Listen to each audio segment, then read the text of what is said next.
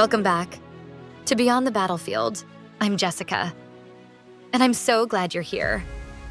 From verses 3.8 to 3.16, Krishna urged seekers to perform their duties to keep life's wheel moving in the spirit of yajna, contribution over consumption. Then, in verses 3.17 and 3.18, he declared something radical. The self-realized sage has no obligation to act at all. So the question lands right here. What about Arjuna? What about you and me? Leaders, parents, builders, entrepreneurs, living in this messy, beautiful, AI-accelerated world. Krishna's recommendation is clear. Be a karma yogi, not a renunciate. And in verses 3.20 to 3.26, he gives us 5 powerful reasons. Reasons that redefine what true leadership looks like. Yes, think of it as a mob. From 3.8 to 3.16, he set the baseline. Act so that life continues. In 3.17 to 3.18, he acknowledged the summit, the rare soul complete within, free of duties. But to Arjuna he says, act, not for applause, not from anxiety. Act like a yogi, lucid, light, and useful. So today, we explore the leader's answer to the monk's temptation. Exactly. Krishna reveals why work still matters, even when you don't need it. And he reframes leadership itself, not as loud instruction, but as quiet influence. Okay, give us the roadmap. Here's the storyline we'll walk through, verse by verse. A 3.20, Janaka and company. Many attain perfection through action. Translation: don't romanticize exit. Some of history's wisest, like Janaka, governed, built, and served, and were perfected by doing so. Inner freedom inside responsibility. B 3.21, the exemplar effect. Whatever the Shrestha, the best among people, does, others imitate. For leaders, your behavior is policy. People copy action, not memos. C 3.22 to 3.24, why even Krishna acts. He has nothing to gain, yet he acts. Otherwise, the world would collapse into disorder. That's the model of mature authority. Don't act for gain, act for order, continuity, trust. Die. 3.25, Loka Sangraha. Work for the world's cohesion. As the attached act with attachment, the wise should act without attachment for the welfare of the whole. Here, impact gets purified, not to feed ego but to hold things together. A 3.26, gentle pedagogy. Do not unsettle those still attached to action. Don't yank the ladder while they're still climbing. Teach without shaming. A masterclass in change leadership. I'm hearing 5 leadership mantras already. Stay in the arena, model the future, steady the system, aim for the whole, and guide without shaming. That's very modern. And very urgent. In the AI age, power is scaling faster than wisdom. Karma yogi leadership prevents 2 extremes: hyper-attachment to outcomes, burnout, control freakery. Pseudo-renunciation, quiet quitting, spiritual bypass. Krishna threads the middle. Do the work. Drop the stickiness. Lift the world. So if you've ever asked, should I step back and just meditate? Or should I keep pushing this mission forward? Today's verses answer that, with clarity and compassion. All right, take a breath with us. Shoulders down, spine tall, mind open. This is episode 37 of Beyond the Battlefield. Why the Wise Still Work. Leadership as Loka Sangraha. And now, let's step into verse 3.20, Janaka's lesson on becoming free in the middle of responsibility. Yes. Verse 20 says, By action alone, Janaka and others attained perfection, and considering also the welfare of the world, you should act, Arjuna. So, Krishna is saying perfection through action, not through withdrawal? exactly. Krishna points to Janaka, a legendary king. He ruled a kingdom, lived in the palace, carried responsibility, yet he became liberated. The key insight, it's not about leaving the throne, it's about dropping attachment. Janaka shows us you can be free in the middle of responsibility. That's powerful, because so often we think spiritual growth means escape. Leave the job, leave the city, go to the mountains. Yes, but Krishna corrects this. He says, you cannot escape action. Even renunciation is another form of action. The problem isn't doing, the problem is clinging. Osho puts it sharply. Madness is in the running, not in money itself. So Janaka could be free in the palace, while a poor ascetic could still be bound by craving. So, Krishna is telling Arjuna, don't run from battle, transform your action. Yes, two reasons are hidden here. First, perfection is possible through action. Janaka is the proof. He attained samsiddhi not by escape, but by ruling with inner detachment. Second, loka sangraha. This means holding the world together. A kshatriya like Arjuna is responsible not only for himself but for society's order. If he runs, society fragments. If he stands in dharma, society holds. So, action is not just personal practice, it's social glue. Exactly. Krishna is tailoring this to Arjuna's heart. If Krishna were speaking to a monk, he wouldn't argue world's welfare. But Arjuna is a warrior, a leader, and for him, Lokasangraha is the right lever. That makes it so modern, because even today, leaders can't say, I'll just focus on myself. Their choices ripple out through families, companies, even nations. Yes, leadership is never private. When you sit at the table, when you decide policy, when you make a call, you're not only shaping yourself, you're shaping culture. That's why Krishna points to Janaka, not to say, look, here's a saint who escaped, but here's a ruler who attained perfection through engaged responsibility. That's the path Krishna recommends. Do your duty. Drop attachment. Act for Loka Sangraha. This is how you grow and how the world holds together. So, in one line, it's not leave the throne. It's rule without attachment for the good of all. Yes, that's verse 20. A lesson for Arjuna and for every leader tempted to run from responsibility. So, Ankur, verse 21, feels like a natural continuation. Krishna says, Whatever the great person does, others follow. how deep does this go? It goes very deep. Krishna is pointing to a basic truth of human psychology. 99 out of 100 people live by imitation. Only one, maybe, lives authentically. So, most of us are still children in disguise. Exactly. Children copy everything: words, gestures, habits.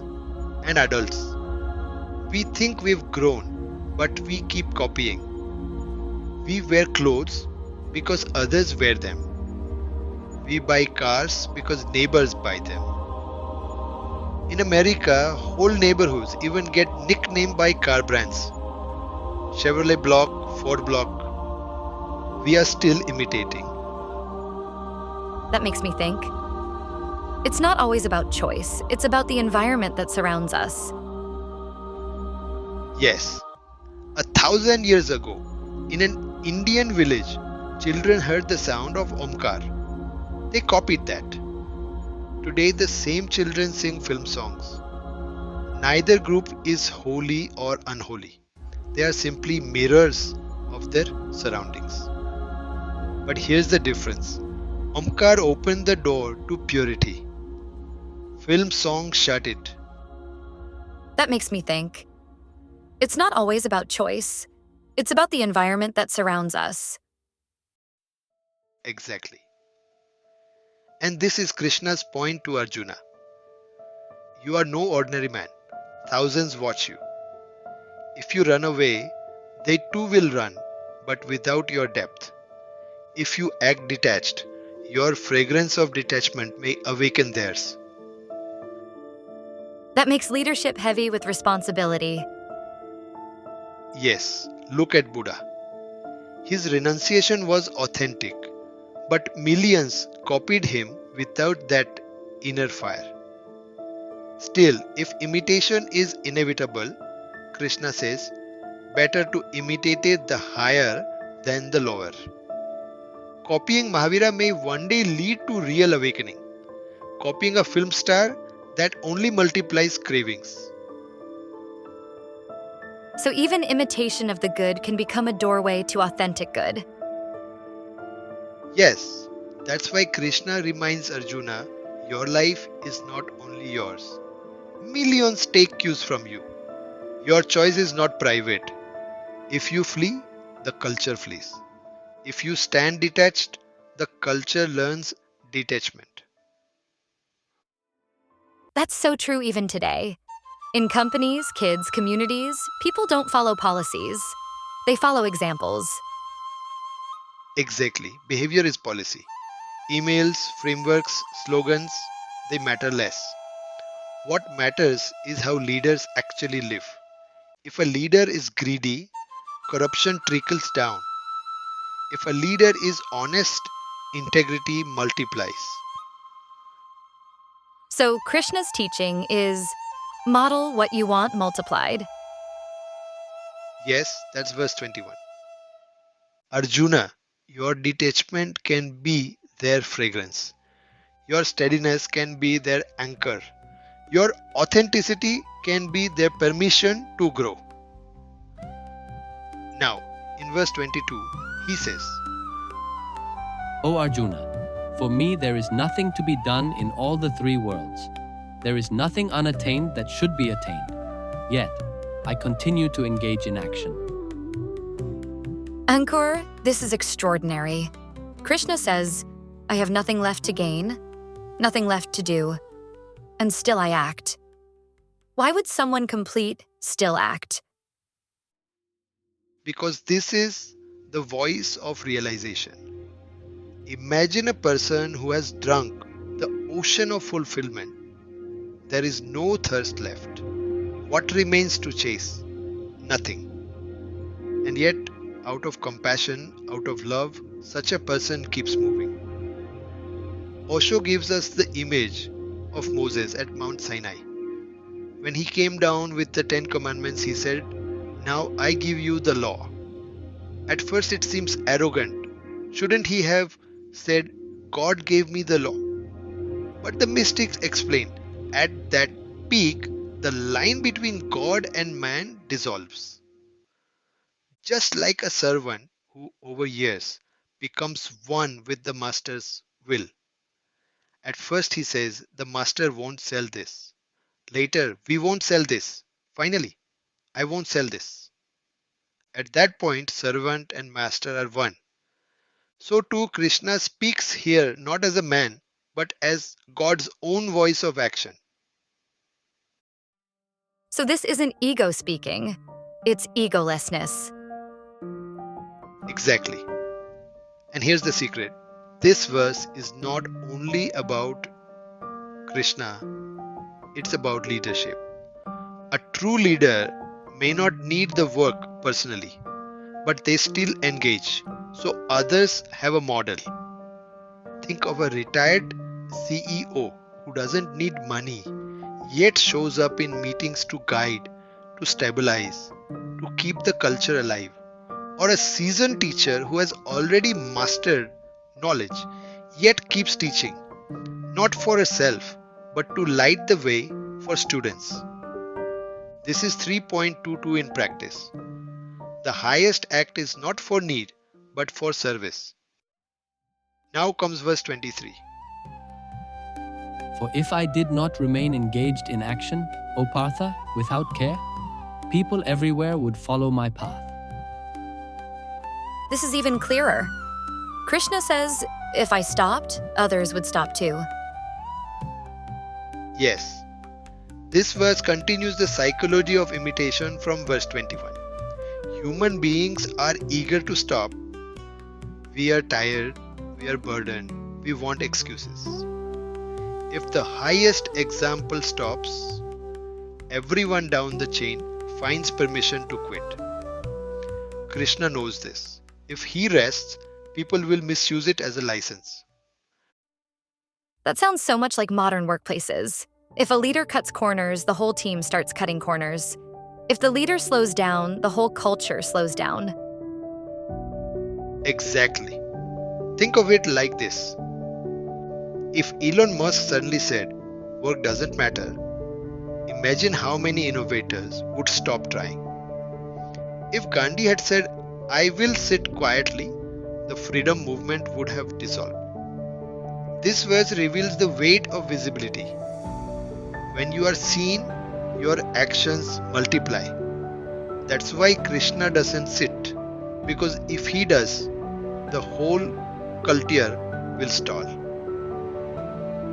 So Krishna is saying, I keep moving, not for me, but to prevent humanity from giving up.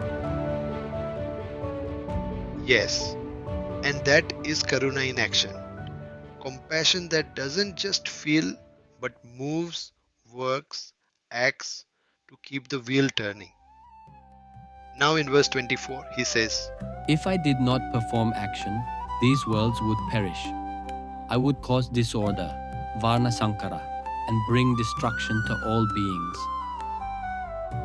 So now it's not just about imitation, it's about society itself breaking apart if the highest doesn't act. Yes, here Krishna warns of Varna Sankara, social breakdown, confusion of duties, collapse of order. Society is held together not by rules on paper, but by visible models of Dharma. If the exemplars withdraw, confusion spreads, roles dissolve, culture collapses. That's why Krishna insists, even though he is complete, he acts to preserve Lokasangraha, the cohesion of the world. That's such a massive responsibility. Yes, and here we glimpse the heart of an avatar. What is an avatar? One who has nothing left to gain, yet chooses to walk among seekers. Buddhism gives the same image. Buddha at the gate of Nirvana. The doors open, the doorkeeper invites him in. But Buddha says, not yet. Until the last being crosses, I will wait. That is avatarhood. Choosing to stay active, not for oneself, but for the many still in darkness. So for us, action feels heavy, a burden. For them, action is light, pure compassion. Yes, when you live only for yourself, life feels like weight, gravity, obligation. But when you act for others, action becomes weightless. Krishna tells Arjuna, don't only think of yourself. Your journey is unfinished, yes, but think also of the many behind you. Act for them. Act for Loka Sangraha. That's the essence of verse 24. Then come verse 25. Just as the ignorant, being attached, act in action, O Bharata, so should the wise also act, but without attachment, desiring the cohesion of the world. Lokasangraha. Ankur, Krishna says the wise should act the same way as the attached, but without attachment. That sounds tricky. If there's no attachment, then what fuels the effort? What keeps the wise moving? Beautiful question. Krishna's instruction here has two layers. Layer 1, same action, different center. He says, do the same work but change the place you are acting from. Outside, it may look identical to the attached person's hustle. Inside, it's clear sky, no clutching, no stickiness. Layer 2, the actor metaphor, Abhinay. To understand action without attachment, Krishna points to acting. An actor can weep, wail, fight, love fully, and yet remain inwardly unafflicted. The role burns, the actor stays cool. So, live like an actor, do everything, feel everything, but don't be owned by it? Exactly. Osho makes it vivid with Rama and Ramlala. Rama in the forest cries, Sita, where are you? Charitra, character, living the event. The actor playing Rama in Ramlala cries the same words, sometimes even louder, more dramatic. He may perform it hundreds of times, deeply, skillfully, yet inside he remains unbound. That is Leela. Charitra means you are fused with the event, serious, weighed, measured. Leela means you play it completely and still remain a little aloof, untouched, aware. Krishna's life is called Leela for this reason. He laughs, fights, loves, guides, totally, and yet within stands a calm witness, a step back from every wave. But many of us hear acting and think pretending. Krishna can't be asking Arjuna to fake it, right? No pretending. Precision. Krishna says change attachment, not authenticity. Antar karma mein nahi, antar asakti mein karo. Let action stay full, skillful, responsible. Let attachment drop. He's saying perform with the intensity of the attached, but from an unattached heart. The result? Work remains deep, you remain free. Still, the practical doubt returns. If I'm not attached to money, titles, praise, what will move me? Why will I run, toil, sweat? This is where Krishna is so compassionate. He knows Arjuna's mind will demand a reason. So he offers a temporary lever, Lokasangraha, act for the welfare and cohesion of the world. For a Kshatriya like Arjuna who cares about people, order, duty, this reason works. It's like bait on a hook for a noble fish.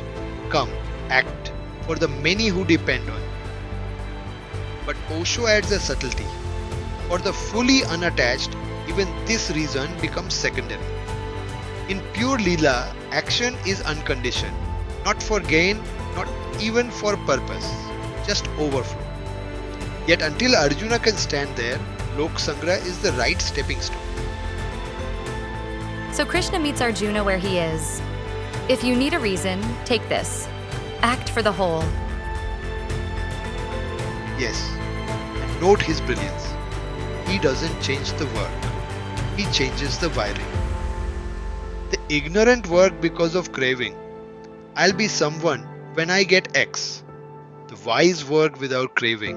I'm whole. And I still give my all. Outward motion, similar. Inward motive, opposite. Help me land this in the AI age workplace. What does act like the attached, here but without attachment, look like for a founder, a leader, a creator? Try these 4. 1. Focus as play, not identity. Drive hard sprints, hit deadlines, obsess over quality, like the attached do. But when outcomes swing, don't swing inside, learn, iterate, move. Results matter. Identity doesn't hang on them. 2. Pitch with fire. Decide with space. Sell your vision as if your life depends on it. Then, in the boardroom, step back one breath and choose for the whole, not for ego validation. 3. Ship like a pro, sleep like a sage. Work days, full intensity, nights, clean let go, no doom scrolling your worth in metrics. 4. Serve the system. Ask, what stabilizes the ecosystem? Mentor competitors when that protects safety. Open source the non-strategic when that up levels the field. Lokasangraha in practice. So the formula is full action, zero clutching. Same work, new interior, same fire, new freedom. Exactly. Krishna is saying, do what the attached do with equal skill. But be what they are not, unattached, spacious, playful. If you need a reason, take a Loka Sangraha, act for the world's cohesion. Ultimately learn Leela Se, the art of complete engagement with a free heart. When role is total and self is spacious, work becomes worship and life becomes play. That lands. Verse 3.25 is like a quiet superpower. Act. Now the last verse for today. Verse 26. Let not the wise unsettle the minds of the ignorant who are attached to action.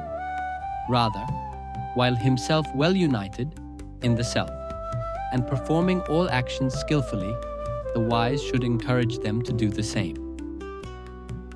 So Krishna is saying, the wise must be careful not to disturb those who still need action? Yes. Verse 26 is the art of gentle pedagogy. The instruction has two halves.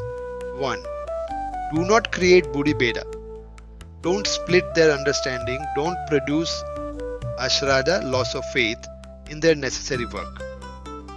2. Do perform all actions well yourself and encourage them to keep acting while you quietly model non-attachment. In short, don't yank the ladder. Stand on the roof if you like, but hold the ladder steady for those who are climbing. Why is this so delicate? Because the wise live in a different sky. Osho gives a striking picture. The sane person inside a madhouse is the most vulnerable one, not the mad. When he was mad, everything felt normal. Once he became sane, everyone else kept tugging at him, and no one believed his sanity. Likewise, a wise among group of unwise must walk a razor's edge. If he behaves only by his inner altitude, he may confuse those who still need rungs, tools, routines. So if the realized bluntly declare, drop all methods, drop all duties, people might just drop everything. Exactly. Raw truth spoken without audience wisdom can extinguish small lamps before the sun has risen. Osho critiques how some modern voices, he names Freud, Darwin, Krishnamurti, sometimes told hard truths in a way that left listeners with no practice and no patience. Result, the little diya by which they were living got blown out while the sun never appeared. Krishna's method is different. He guards the small diya until sunrise. He keeps people acting until their inner readiness ripens. How does this translate to leadership? Managers, parents, teachers? Try this 4-step change leadership aligned with verse 26. 1. Model without mocking. Never belittle current practices. Say, here's how I do it, not what you do is stupid. Don't create buddhi beda. Do create curiosity. 2. Dual track transitions. Keep the old rails working while you lay the new rails. Avoid big bang drops that create ashrada in work. 3. Scaffold skillfully. Provide intermediate rungs. Checklists to playbooks to principles. Remove rungs only after competence stabilizes. 4. Coach posture, not just process. Teach anasakti as a posture. Do it fully, then release it. Show it in your email, your deadlines, your wins and losses. So the wise should work well and let their way of working be the teaching, instead of arguing the philosophy. Yes, Krishna's formula. Perform everything well. Stay united within. Encourage others to perform. Don't unsettle their mind. The content of your work may match the crowd. The consciousness must not. Same deeds, different depth. What about renunciation? Shouldn't the wise sometimes step out? If you are the ripe leaf, your stepping back won't hurt you. But verse 26 asks, will it hurt them? If your exit becomes a fashion for those not ripe, you've caused buddhi bheda and ashrada in necessary duties. So the rule is compassionate timing. Hold a ladder until others can stand. Whisper the summit only to those whose feet are sure. For the rest, give work that trains the heart. Karma done well without clutching. This verse is tender. It asks the wise to be kind gardeners, not storm winds. Exactly.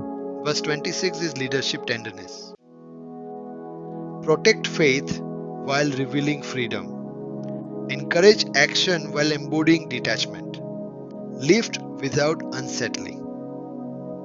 When the sun finally rises, the little lamps will extinguish by themselves. Until then, guard their flame. So friends, we've walked with Krishna through 7 verses, 20 to 26. Each one a jewel, together a necklace of wisdom. Together, these verses form Krishna's leadership manifesto. Act, but without clinging. Model because others imitate.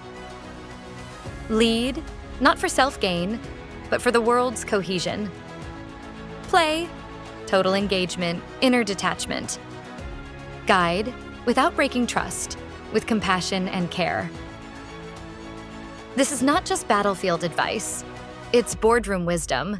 It's family wisdom. It's AI age wisdom. Because the world still follows what the Shrestha, the leaders, do. And if we act in freedom, responsibility, and tenderness, our actions ripple outward and hold the world together. So as you return to your own roles, founder, parent, teacher, creator, remember Krishna's call. Act fully. Let go inwardly. Lift others, and keep the world together. If today's conversation touched you, share it with a friend who needs to hear this. Follow, like, and subscribe to Beyond the Battlefield. And do check the links in the description. You'll find reflections, resources, and ways to take this journey deeper.